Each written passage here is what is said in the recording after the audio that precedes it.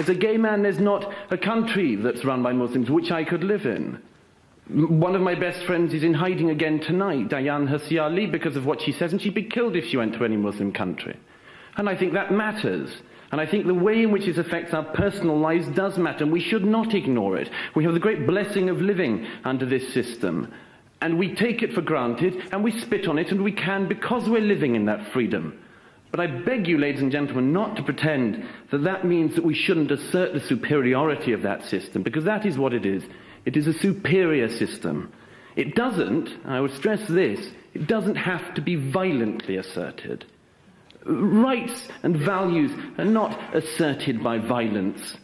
They are asserted by showing people your rights. They are shown by example.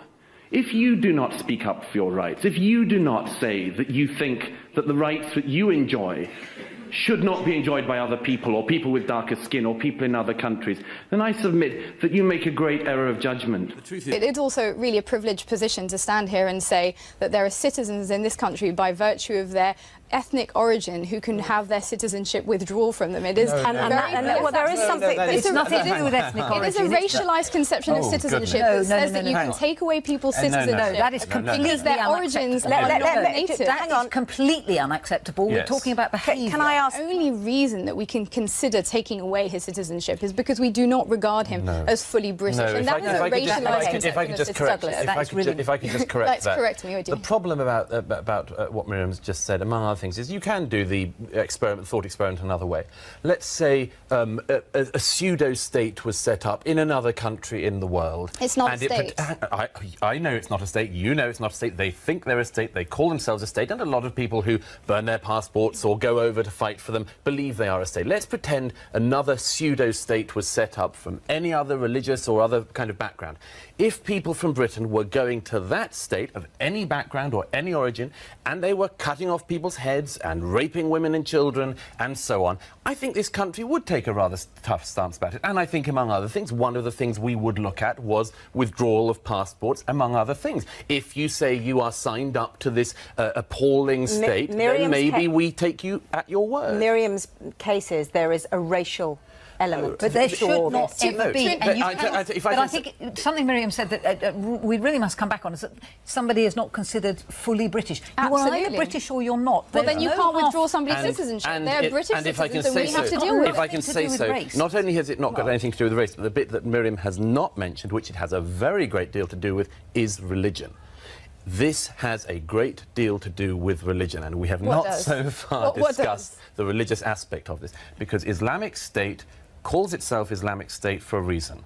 They follow certain principles, misguided in your opinion, misguided in my opinion, but certain principles that they say they derive from Islam. All right, and any discussion of this has to take them at their word to some extent. Well, I mean, I think it's very interesting that we would sort of try and essentialise Islamic State. They're very much like any cult or, if you like... I think you can look at their origins. If you compare them to any sort of cult or gang, there are usually some similarities with the broader concept from which they are derived. So you get cults that are derived from Christianity. Sure. Very similarly, you would say that Daesh or Islamic State is derived from Islam in some way. Yeah. But I think the problem is to take things at face value and to certainly to corroborate their narrative by accepting their view that it is a state and that they have the legitimacy to call themselves Islamic. It's problematic. The Waco group in Waco some years ago, everyone was interested in the religious claims they were making when they decided to become this millenarium crazy cult. If I can just finish.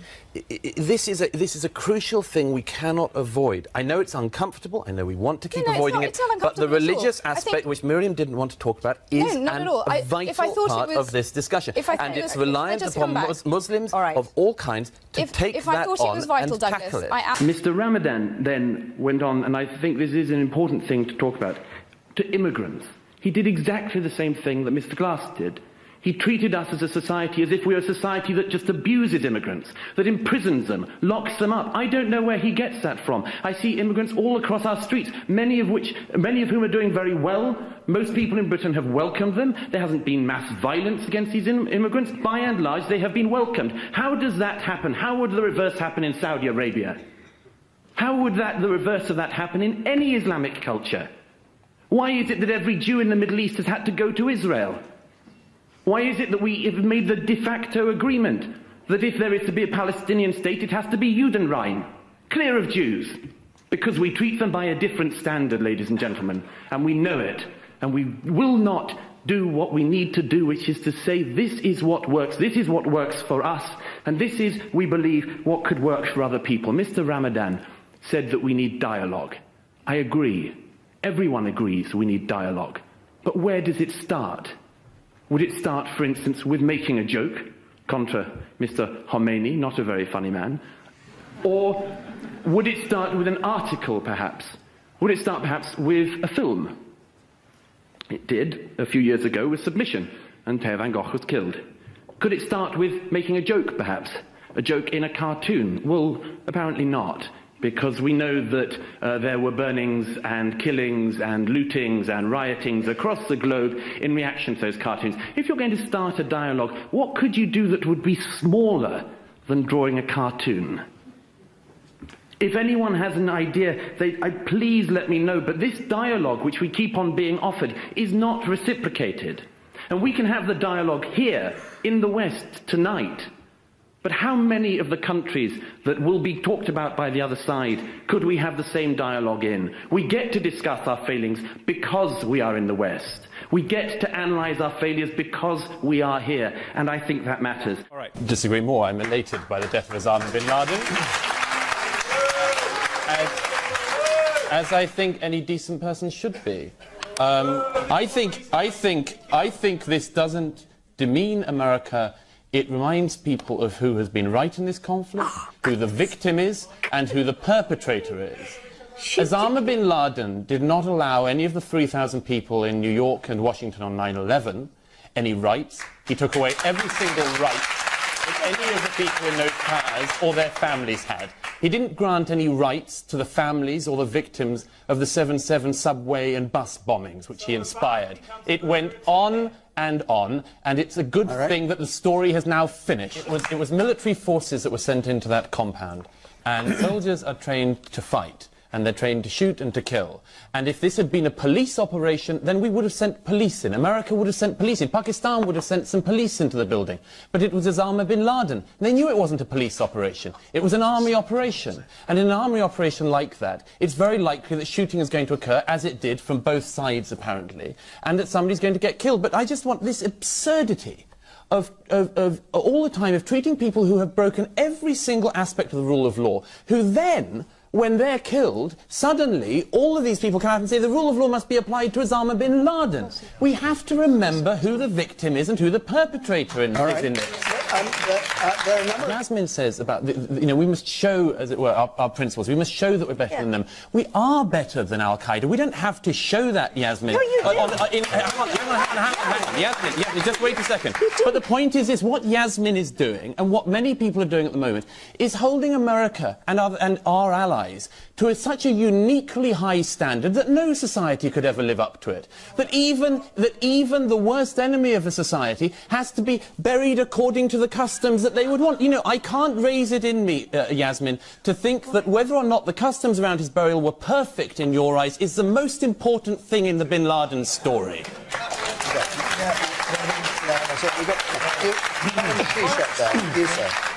Then you are as barbaric as them. Well, we're not as barbaric you are as them. as barbaric Of course we're not. What? Because we don't do the exact Islamic burial, we're as barbaric. It's as if we'd flown planes into buildings. This is moral relativism gone mad. It's worse than moral relativism. It's an inversion of morality. You can't choose your morality. Bits. You can't choose bits of it. Well, you do. I don't. You do, and you decide to apply moral norms to societies that you dislike, which you wouldn't apply to others. I'm critical of all people who behave barbarically. And some worse, some more than others, yes. No, it's some not worse true. than others. The great disappointment of the last 14 years has been that civil society has failed, that we can't do the things to the Islamists that we would do, as I referred to the neo-Nazis. We just not, it seems we're not set up for it, or people don't have the guts and the balls for it. They just, they fear being called a name more than anything. And, the thing I've always said is, we'll win when an Islamist who is not breaking the law but is saying horrible and hateful things is treated in the same way that Nick Griffin is treated. That's when we'll win. You know, because we all recognise he has a right to freedom of speech and so on and so forth, and if he's not breaking the law and it's a legal party and so on. But, you know, we don't invite him to loads of places. The Quakers don't host Nick Griffin, you know, to have Q&A sessions. You know, the Methodist Church doesn't celebrate the political thought of Nick Griffin. You know, the Anglican Church doesn't have hymn sheets that promote things that Nick Griffin thinks. Of course not. We know what to do with those types of fascists. But societally, we've totally failed to understand, to even recognise, and then to deal with this type of fascism. It's a magnificently terrible failure, and we're reaping the rewards. So we have to wake up to this. Well, let's take it like this. Thanks to the Archbishop's comments, if he saw what he wants to see, a Muslim girl born in this country would, because she was born to a Muslim family, be treated in her courts, in Sharia courts in this country, as being worth half the worth of testifying of her non-Muslim neighbour. That is what would happen. We would be ghettoising people into implying that if you're born a Muslim, you will be run by Muslim law. If you're born a non-Muslim, you'll be run in the normal way that everyone else in the country is. The Archbishop, who it's extraordinary we've got to this stage, but the Archbishop, in promoting Sharia law, apart from the fact he should resign, has made life incredibly difficult for progressive Muslims in this country who want to object to Sharia, and he's made it vastly easier for the extremists to see there's something they can get if they hold on long enough. No, this is not to do with the 95% of Sharia which its apologists say is not to do with hand chopping. The issue of Sharia, which I don't know if you're familiar with this, but if you're dealing with Sharia in this case, it is dictated in the Quran, in the second book of the Quran, that women are worth half that of men. Now, if you want to have a parallel legal system in this country which throws out the rights accomplishments of this country, runs roughshod over them,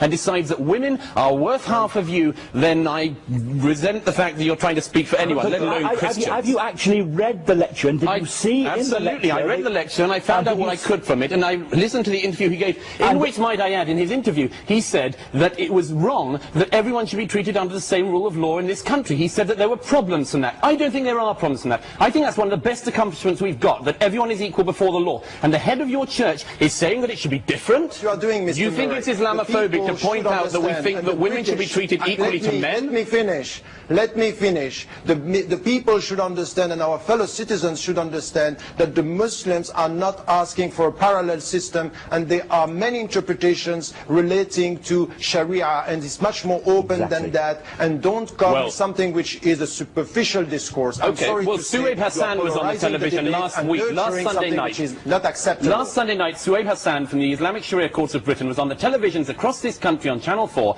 saying that he would like in the end for people to be flogged, beheaded, hands chopped off, all that stuff. We know that's where it leads, Mr. Ramadan. We know where it leads. You are just using the controversy to spread fears in the British society. There is a good reason to be fearful of Sharia, Mr. Ramadan. You don't have to go very far in Britain, or the West in general at the moment, to find people's unwillingness to assert the superiority of their values. But they know the superiority of their values because they live with the superiority of their values. I talk at a lot of campuses, and I was at one last night in London where a student got up and started protesting because I had said that an Islamist government was of itself a bad thing, which I think it is. I just said to this student, and it's not a hard question you'd have thought to ask, I just said, well, name me one Islamist government state that you would want to live in. And this is a serious question, ladies and gentlemen. It is also a personal question, and one which, if people were honest, they would admit is personal. As a gay man, there's not a country that's run by Muslims which I could live in.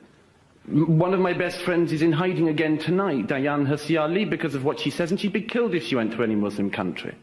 And I think that matters. And I think the way in which it affects our personal lives does matter, and we should not ignore it. We have the great blessing of living under this system, and we take it for granted, and we spit on it, and we can because we're living in that freedom. But I beg you, ladies and gentlemen, not to pretend that that means that we shouldn't assert the superiority of that system, because that is what it is. It is a superior system. It doesn't, I would stress this, it doesn't have to be violently asserted. Rights and values are not asserted by violence. They are asserted by showing people your rights. They are shown by example. If you do not speak up for your rights, if you do not say that you think that the rights that you enjoy should not be enjoyed by other people, or people with darker skin, or people in other countries, then I submit that you make a great error of judgment. Mr. Glass treated us to a textbook example of Western masochism. And I know some people in the hall enjoy that, because some people laughed and clapped when he cited Western civilization and epitomized it by what? World War, Nazism, Abu Ghraib, Guantanamo. Ladies and gentlemen, if you believe that the West should be treated and regarded only as something which is treated by its lowest moments, and believe that all other cultures and all other civilizations should be treated only by their highest moments, you're already putting in an unequal challenge here. But in Iran, when a couple was shot the other week for holding hands when not being married, the courts congratulated them. Ladies and gentlemen, it does not need you to want to assert your morals violently, to say that that stinks, and we will not be a part of it. Douglas Murray, he's a best-selling author and founder and director of the Center for Social Cohesion, also a citizen of the United Kingdom, a member of the Church of England. Until recently, you said that your study of the Quran, you said this in print, made you an atheist. That's right. I said Muhammad made me an atheist. The publisher said at the time, that's a pretty provocative headline. I said, well, get somebody to do the next one. She said, I could find a Catholic who could say Muhammad made me a Catholic.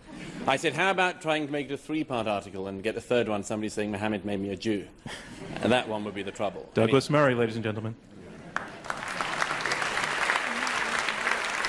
Well, thank you. Well, thank you. It's a great pleasure to be here tonight. I'm sorry to make this panel rather Brit-centric after my colleague Majid. This isn't an attempt by us to have a British takeover of the old colony or anything like that. But I was coming earlier from my own fallen empire, referring back to my friend and colleague Ayan's comments earlier, and I was reading the paper, as I'm sure all of you were doing earlier today. Majid finished his comments by talking about the importance of changing paradigms. I'm not sure this is about paradigms. I think it's about facts. Here are some facts in my newspaper earlier. The Times Square bomber, of course, a man just up the road from here who tried to kill thousands of people. Only, by the way, didn't manage it because he set the 24-hour timing device to 7 a.m. instead of 7 p.m. 1900 hours was what it was meant to be.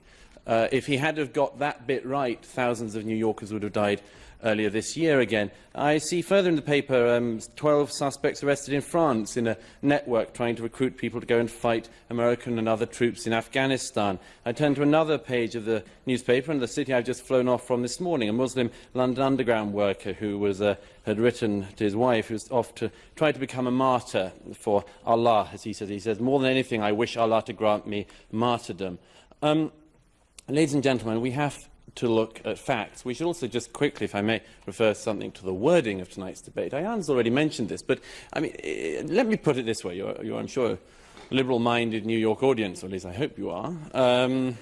We'll see. But I imagine that if the motion we had here tonight was Christianity is a religion of peace, we get to the Q&A, perhaps even before, and somebody would say, if the other side were arguing for that, somebody would say, what about the Crusades? What about that?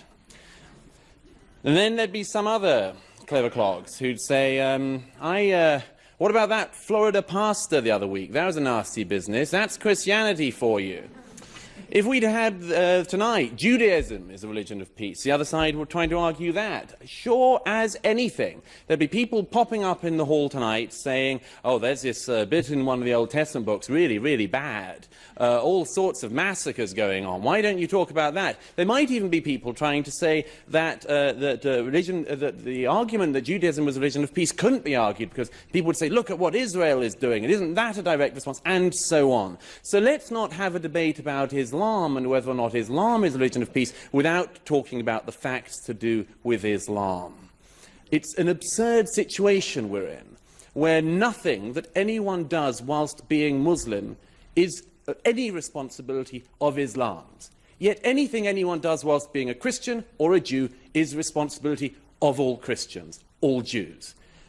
Let's make this as straightforward as I can. Take the categorization that eminent scholars like Bernard Lewis, Ibn Waraq have made. Let's say Islam is a very, very complex thing. And the best way I can do this in the very short time I have is say you have 3 Islams. Islam 1, 2 and 3. Islam 1, the Quran and the life of Muhammad and the Hadith. Islam 2, the tradition of the Sharia. Islam 3, what Muslims do now. The first of those things, Islam, the Quran and so on, is bad. It is bad. There is a lot of violence in it. And what's worse, the peaceful verses are superseded by the violent verses. The violent verses also, sadly, are more numerous in number. Then you've got the life of Muhammad. Again, a bad man. A very bad man, it has to be said. Not a great role model, if you look at it. Takes child brides, abuses a small girl, multiple wives, himself a warrior, himself a war criminal, himself beheads Jews. This, I would have thought, would be a signal of not great peacefulness. Then you've got the tradition of the Sharia. Again, not great peacefulness. Still, no schools of Sharia that people in this hall would want to submit to. And thirdly, what Muslims do now. Thankfully, there is some hope in that one.